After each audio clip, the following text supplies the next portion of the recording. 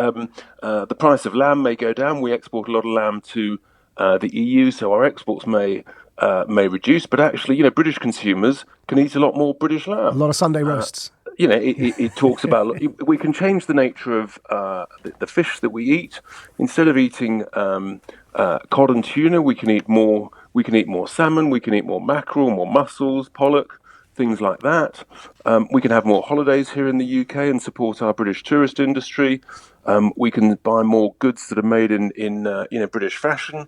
So there's a whole range of things. And then, as you mentioned earlier, we're signing up free trade deals with other countries, Japan and Canada, to mention but a few, and others beyond.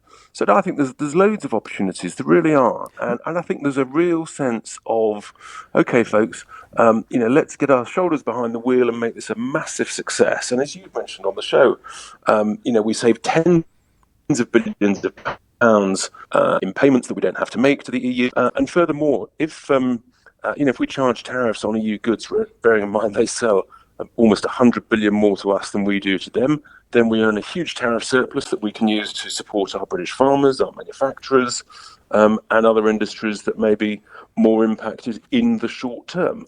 And there's some really key points here, Madja, that are so vital about this level playing field. Contrary to what Alistair Campbell said just a little bit earlier, we do want to have a high growth, low tax economy. We absolutely, because that's how you get better wages. We want to get rid of the daft regulation, and there's plenty of that from the EU. We can keep the smart regulation. No one's suggesting we wouldn't.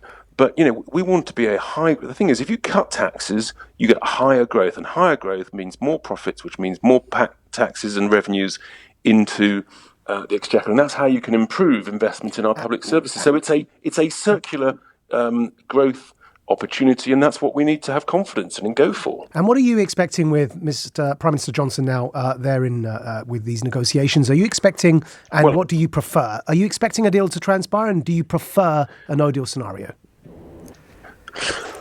I still think, actually, when it comes to it, when the EU really means that the Prime Minister is serious about walking away, and he clearly is, then I think that something will shift, and I think there will end up being a deal. But I'm and it's right to try for a deal, but we really are at the end now.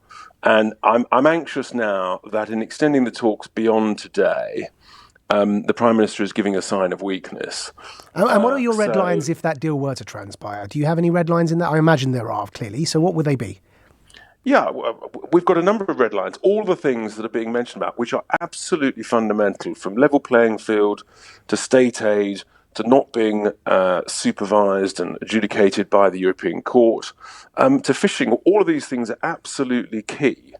And because they present the opportunity to make a huge success of Brexit. And if we give in on a bunch of that stuff, then actually, potentially we get the worst of all worlds, in that we can't seize the opportunities. And the opportunities are enormous. And yes, it requires a bit of roll your sleeves up, get stuck in, put in an extra shift or two, and we can really make this, a huge success story. Why not?